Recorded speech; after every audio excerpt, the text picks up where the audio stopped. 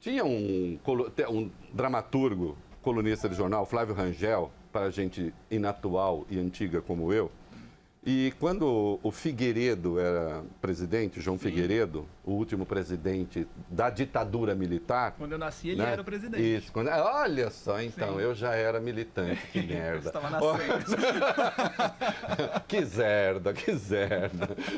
Então, no último presidente do ciclo militar, o João Figueiredo era aquele assim, ele falava o que estava na telha, assim. Tinha um lado meio descontraído. Tal. E o Ale já nasceu na época da redemocratização. Já da redemocratização. Sim, né? Vou embora que eu faço o programa sozinho, eu tenho roteiro, eu não preciso. Eu preciso aprender só a operar essa máquina aí. Se eu aprender a operar essa máquina, acabou. Vai ser o One Man Show. 2 dias. One Man Show. Fica aqui, todo mundo, velho. Porque é isso que eles estão falando. Não, né? de jeito nenhum. Não é. É. Era só pra situar. Mas sim, tudo Fábio bem. Cuba. Vamos lá. Castrista, comunista. Olha aqui. Mas o João Figueiredo era meio assim, vou falar o que dá na telha. Então, teve a época, Aí eu já contei aqui, leite de soja. O leite de soja o Brasil virou um grande produtor de soja, e precisava de leite de soja, proteína, leite de soja faz bem para pobre tem que tomar leite de soja, e não que faça mal, faz bem mesmo. Só que o leite de soja, à época, hoje tem esses leites de soja com sabores e tal, que eu até acho gostoso. Mas a época era leite de soja. Que gosto tinha o leite de soja? Bom, pegue feijão cru e mastigue. É esse gosto. De tudo menos de leite, né? Pega feijão cru, mastiga. Pega aí na sua casa, feijão cru de coco, mastiga. 1 grão só, porque é horrível. Mas é um negócio detestável. E era esse o gosto que tinha. Eu sei que um sobrinho meu, que já está com 32 anos, casado, etc., nasceu e tinha alergia a leite materno, não sei o quê, e precisava tomar leite de soja. Tadinho, tomava com prazer enorme, mas era um horror. Era um horror. A marca, acho que era Sobi, se não me engano. Não estou falando mal da marca, eu espero que já tenha sabor também. Mas era um negócio detestável. O menino, que delícia, né? Precisava comer. Ou seja, a fome sempre é uma boa conselheira de tudo e muda os paladares, né? Mas o Figueiredo, e aí criaram uma vaca mecânica. As coisas da marketagem. Entrava soja de um lado, saía troço esmagado do outro, parecendo um troço qualquer, uma coisa meio esbranquiçada, if you know what I mean. Sim.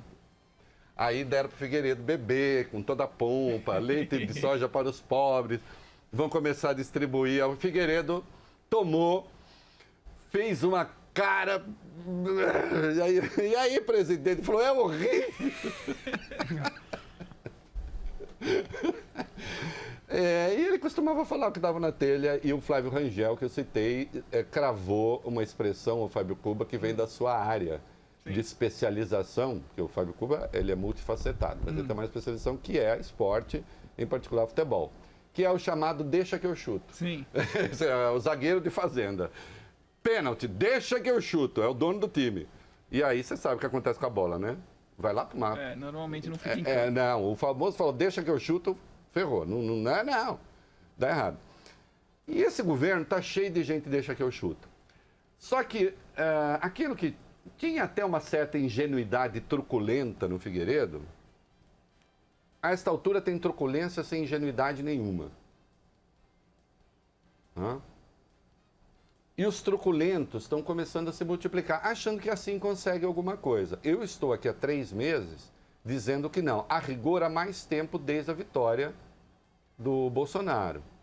Dizendo não ser um bom caminho. Já conseguiram ferrar a reforma da Previdência do Paulo Guedes. Vai ser outra reforma. E outras coisas não funcionarão se continuar nesse caminho. Né? Você está falando isso só para o governo melhorar? Você está dando uma... Eu não sou Madre Teresa de ninguém. E mesmo a Madre Teresa, segundo alguns, nem era Madre Teresa de si mesma. Christopher Hitchens diz, ele odeia a Madre Teresa. Né? Então, assim, eu não sou conselheiro de governo. Né? Eu só digo que se vai dar certo, se não vai dar certo. É uma questão de realismo.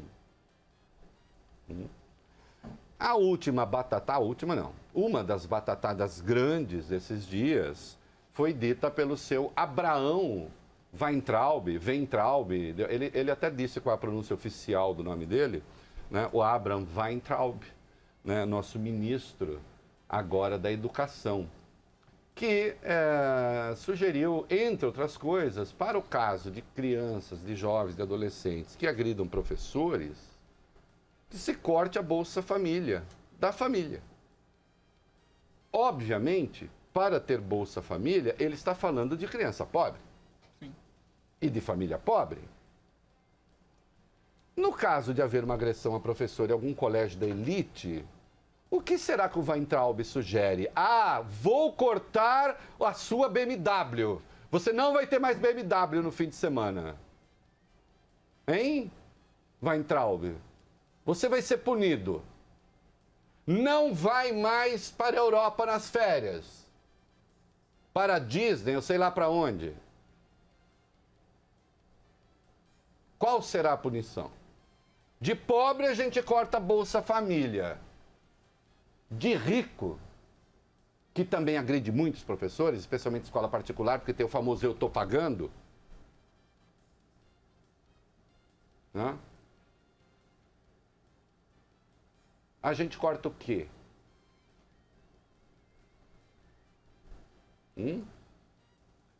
Não vai ter mais iPhone 10, 12, 15, 18. Evidentemente, as pessoas se manifestaram a respeito. Vamos lá. A ideia do ministro da Educação de cancelar o benefício do Bolsa Família para alunos agressores contraria a legislação e práticas comuns de solução de conflitos em escolas. De acordo com a assessora do Centro de Defesa da Criança e do Adolescente do Ceará, Marina Araújo, a declaração do ministro fere o Estatuto da Criança e do Adolescente. E vai também contra valores constitucionais. Na lei do Bolsa Família, aprovada em 2004, as famílias precisavam apenas manter os filhos matriculados e com a frequência mínima de 75% das aulas para continuar recebendo benefício. Já o promotor Antônio Carlos Osório Nunes, que coordenou uma série de ações na educação paulista, ele também se manifestou atacando a eventual mudança nessa regra. E nem pode. O artigo 5º da Constituição proíbe. Não é? Eu acho que é inciso 45, você não transfere responsabilidades para outros na área penal. O Código Civil, sim, já disse ontem aqui. Bom, se a criança está sob sua guarda, ela faz alguma coisa que gera prejuízo a terceiros, sim, o pai tem de indenizar, tem de ter uma arbitragem para indenizar a pessoa. Na área civil. Na área penal, não. Assim, o Código Penal prevê pena para quem abandona uma criança? Prevê, mas isso é outra coisa. É filho seu, está sob sua responsabilidade? Tem pena por abandono. Mas não é disso que ele está falando. Ele não está falando de abandono. Ele está falando de uma criança que agrida um professor na sala de aula. Desculpe, eu disse com toda... Isso é ódio a pobre. Isso é ódio a pobre. Né? O Código Penal, aliás, ele pune até... Veja, há até o Estatuto da Criança e do Adolescente, se você é negligente com uma criança em situação de risco, ainda que você não tenha vínculo com ela, você pode ser punido. Agora, não nesse caso. Quer dizer, o menino vai lá dar um tapa na professora, faz alguma coisa, o pai vai arcar com as consequências penais. E no caso de tirar o Bolsa Família, todo mundo, então, deixa de ter direito, deixa de comer, por exemplo, porque o moleque é mal criado? É uma sandice. Inciso né? 45. Inciso 45. Exatamente. Tá aí. Velho. Aliás, o MEC, né? Toda aquela bagunça no MEC... O FIES está parado, que é o Programa de Financiamento de Estudantes. Né? Mais de 100 mil inscritos só nesse semestre. Está parado. E eles lá discutindo entre Olavetes e não Olavetes, para saber, enfim, o que nós vamos pensar sobre o marxismo cultural. É 1 bilhão por mês, 3 meses parados, portanto, 3 bilhões. Isso. Né? E aí também o MEC virou um recordista de processo. Como é que está esse negócio? Foi isso, Reinaldo. O ex-ministro da Educação, Ricardo Vélez Rodrigues, determinou em 3 meses a abertura de mais de 180 processos de supervisão em instituições de ensino superior do país, o que ultrapassa 66% do total registrado no ano passado. As ações são abertas... Em 3 meses? Em 3 meses apenas. As ações são abertas após denúncias ou resultados insatisfatórios em avaliações. Em nota, o Ministério da Educação diz que o número mostra o empenho em supervisionar a oferta da educação superior no país, principalmente para garantir a liberdade e qualidade do ensino. Mas esse ministério está ocupado, e também assim será com o seu Abraham Weintraub, estará ocupado em converter os comunistas. Que é essa a prioridade. Porque, afinal de contas, como disse Olavo de Carvalho na entrevista que deu ontem ao Bial, como é que é isso? Não existe ofensa a comunista. Nada que você diga comunista é ofensa. Porque, afinal de contas, eles mataram muito. Há várias coisas aí. Eles poderiam ter dito, então, também, que nada que você diga a nazista é ofensa. Mas, por óbvio, do nazismo eles não falam. Né? E da extrema-direita de maneira geral. Dos comunistas, sim. Os comunistas mataram mais do que os nazistas? Mataram. Se você encontra, escrever 500 textos a respeito. O problema é quando você decide, como Goebbels decidia, quem é comunista ou não, e no caso dele, quem era judeu ou não. Que foram dizer uma vez para ele que uma pessoa que era útil, o esquema dele era judia, ele disse, não, eu decido quem é judeu. Aí então, Olavos, Olavetes e companhia decidem quem é comunista, inclusive os militares, ou estão sob a órbita do comunismo, e a partir daí você pode dizer qualquer coisa para elas. É de uma delinquência intelectual. É primário. Aliás, uma das entrevistas mais primárias, não pelo entrevistador, mas pela entrevistada de Olavo de Carvalho ao Pedro Bial. Alguma vez Graciliano Ramos disse, eu sou o maior escritor do Brasil? Não. Alguma vez Guimarães Rosa disse, eu sou o maior escritor do Brasil? Não. Alguma vez Carlos Drummond de Andrade disse, eu sou o maior poeta do Brasil? Não. Alguma vez Fernando Pessoa disse, eu sou o maior poeta da língua portuguesa? Não. Alguma vez James Joyce disse, eu sou o maior prosador da língua inglesa? Não. No entanto, Olavo de Carvalho se diz o maior escritor brasileiro, sei lá o quê, uma obra que vai durar, uma obra, como diria o poeta Horácio, mais perene do que o bronze. E eu gosto de gente que já escreve em vida a própria perenidade. Como se as questúnculas às quais Olavo estivesse preso hoje fossem sobreviver. Né? Agora, eu aplaudo a inteligência dele. Descobriu o anticomunismo profissional quando o comunismo, na prática, como existiu, está morto. É perfeito. E consegue viver a tripa forra fazendo isso. E quando, diante de uma pergunta óbvia, dá uma resposta de uma pobreza espantosa. Porque, afinal, o jornalista perguntou a ele, os militares não chegaram ao poder junto com o Bolsonaro? Não era um bloco? Disse, sim. E como é que agora o senhor diz que os militares se voltaram contra Bolsonaro? Ele teria de dar uma explicação, de fazer o elenco das ações dos militares que então descaracterizam ou retiram o poder do Bolsonaro ou mudam a configuração da sua presidência. Aí, resposta do Olavo, vá perguntar a eles. Então é o seguinte, eu identifico um problema, digo que ele existe, quando alguém me pede para descrever o problema, eu remeto àquelas pessoas que eu digo que estão com problema. Né? Aí eu digo, Fábio Cuba está sabotando o É da Coisa. Alguém perguntaria, mas ele não pertence ao É da Coisa? Pertence. Ele não está engajado? Tá. Não está no projeto? Tá. Mas por que ele estaria sabotando? Eu respondo, pergunte a ele. Ué, eu não preciso dizer. Truque vagabundo. Truque michuruca. Hã? Que quando você pede que exemplifique, então, as situações, inexistem.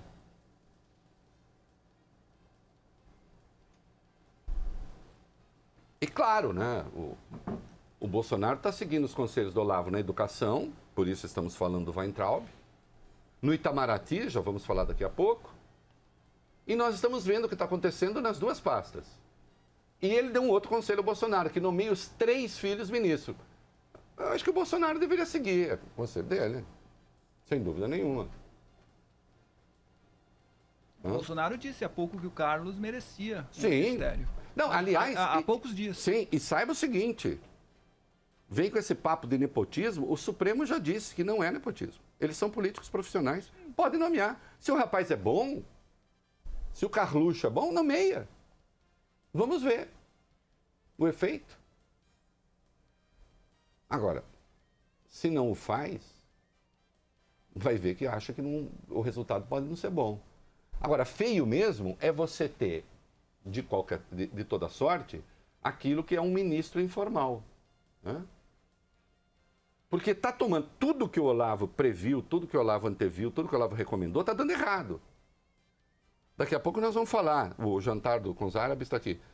Daqui a pouco nós vamos falar sobre a comunidade árabe, que foi jantar com o Bolsonaro, e o Bolsonaro fez um discurso enorme de 3 minutos para 37 embaixadores. O Fábio riu, foi grande mesmo, em Davos ele falou 6. Você falou 3 para os árabes? Sim. Tá bom, né? Proporcionalmente. Tá bom, e nem tinha teleprompter. Veja, né? Hoje ele se atrapalhou um pouco o teleprompter, Sim. né? Eu compreendo, viu, Bolsonaro? Eu também não tenho teleprompter. Né? Por falar em áreas sobre... olha, atenção, num dado momento da entrevista ao Bial, o Olavo disse, não, que ele não quer perseguir ninguém, o que ele quer é pluralidade. Ele quer essa pluralidade que passou a ter no Itamaraty. Quer ver? Vai lá. O Ministério das Relações Exteriores veta uma homenagem ao embaixador aposentado José Maurício Bustani após interferência do chanceler Ernesto Araújo. Alunos do Instituto Rio Branco queriam que o diplomata fosse o paraninfo da turma. De acordo com o jornal Folha de São Paulo, José Maurício Bustani foi impedido porque ele já protagonizou um conflito no passado com o atual conselheiro de Segurança Nacional da Casa Branca, John Bolton, um dos maiores interlocutores entre os governos Bolsonaro e Trump. Como toda a formatura conta com a presença do chefe do Itamaraty, a homenagem para o diplomata poderia causar uma saia justa para o governo na relação com os Estados Unidos. Não, poderia... Zorra nenhuma, não causaria nada, porque se o Brasil não tem autonomia... Bom, aí já não é mais sabugice. Aí já é aquelas coisas de submissão da linha XXX da internet, você entende? Aí já, daqui a pouco, esse governo vai aparecer vestido com couro, argola, chicote. No caso, quem vai tomar a chicotada, né? Porque se os estudantes não têm autonomia para escolher um paraninfo, porque isso pode afetar as nossas relações com os Estados Unidos, aí nós já ultrapassamos a linha do ridículo. Sabe o que é? Eu ataquei muito Itamaraty na gestão petista. Celso Amorim. Porque tinha, sim, especialmente na área da cultura, da formação dos diplomatas, um viés de esquerda. Tinha. E eu critiquei. Duramente. Agora, eu não critiquei duramente porque eu queria pluralidade para ver isso acontecer.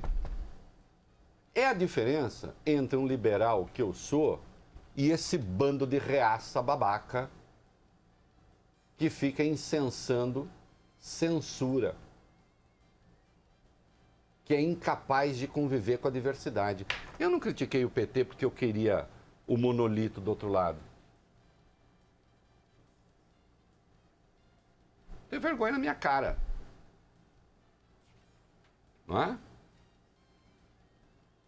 Agora, se as relações do Brasil com os Estados Unidos dependerem desse grau de sujeição, aí estamos perdidos. Aí, então, é melhor que todo Itamaraty comece a aprender a tocar flauta. Né? E estudar o universo das metáforas também, para entender o que eu estou falando. Para que, então, a diplomacia seja perfeita. É nojento, é asqueroso. Um grau de submissão incompatível, não da tradição da diplomacia, de qualquer país. Qualquer país. Então agora faça a lista das pessoas que não podem mais ser paraninfos ali. Né?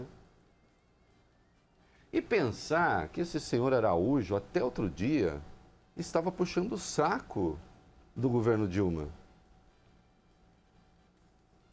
Né? Ele até explicou que a adesão da Dilma à luta armada não tinha sido nada de grave, porque afinal de contas era justificável, era explicável, né? Que conversão, não, rapaz? Quer dizer, o Araújo é do tipo que não sabe se converter à razão. Ele sabe se converter a um dos lados e pronto, e acabou. E ele estando no lado, ele é soldado. É um troço absolutamente vergonhoso. Ainda bem que na prática você está sendo desautorizado, como foi ontem, eu já vou falar. Agora, uma hora as pessoas levam a sério as bobagens e as burrices que vocês dizem, e aí as coisas vão acabar se complicando.